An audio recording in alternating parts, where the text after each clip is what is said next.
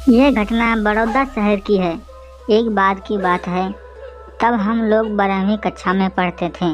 मेरा नाम ममता और मेरी खास सहेलियां भी थी, जिसका नाम रीता और सुनीता था। दोनों एक दूसरे के साथ हमेशा खुश रहती थीं।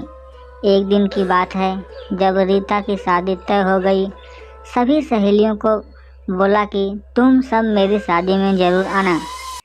हमें आज भी याद है कि रीता की हल्दी मेहंदी हो गई थी और सोमवार को उसकी बारात आने वाली थी।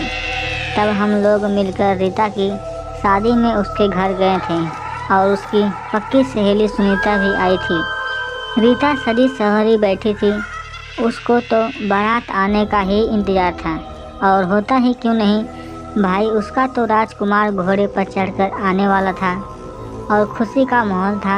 हम लोग भी नाच गा रहे थे और रीता के साथ हंसी मजाक भी कर रहे थे।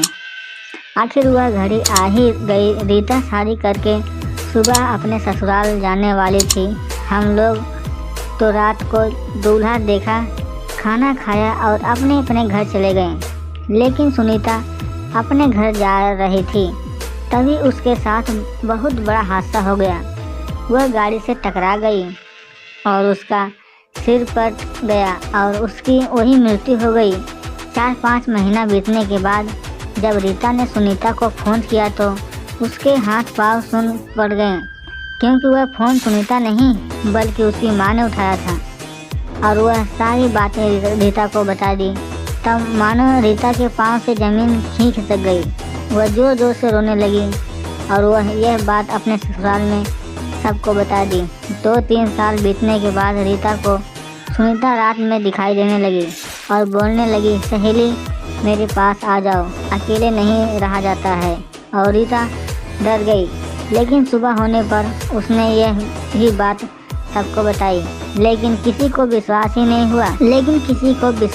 नहीं हुआ कि यह सच बोल रही है। धीरे धीरे दिन बीतने लगा और रीता मानो पागल सी हो रही थी। उसको कुछ पता नहीं चलता था कि वह क्या कर रही है या फिर क्या करने जा रही है।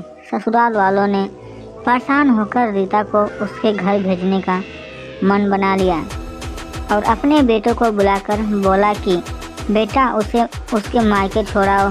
रीता अपने घर चली गई, लेकिन रीता वहीं अपने मायके में भी रहना चालू कर दिया। उसकी ये हरकतें देखकर उसके पिता ने सोचा कि उसे किसी पंडित को दिखा देते हैं और देखते हैं कि पंडित क्या बोलते हैं। उसके पिता सोच ही रहे थे। दूसरे दिन दोपहर हो गई। रीता ने फिर भी अपना दरवाज़ा नहीं खोला। उसके पिता बाहर से आवाज़ मारने लग गए, दरवाज़ा खोलो बेटी, मैं तुम्हारा इलाज ज़रूर करवाऊंगा और तुम ठीक हो जाओगी। लेकिन अंदर से दरवाज़ा नहीं खुल रहा था। तब उसके पिता डर गए और दरवाज़ा तोड़कर अंदर आ गए। वहाँ का दृश्य देखकर वह बेहोश हो गए। उनके पीछे उनकी पत्नी भी गई तो देखो कि रीता पंखे से फांसी लगाकर झूल रही थी, क्योंकि वह मर चुकी थी। तब उसकी माँ समझ गई कि मेरी बेटी सच बोल रही थी। आज उसकी सहेली सुनीता उसे बुला ही लिया। आखिर सुनीता मेरी बेटी को लेकर चली ही गई। धन्यवाद।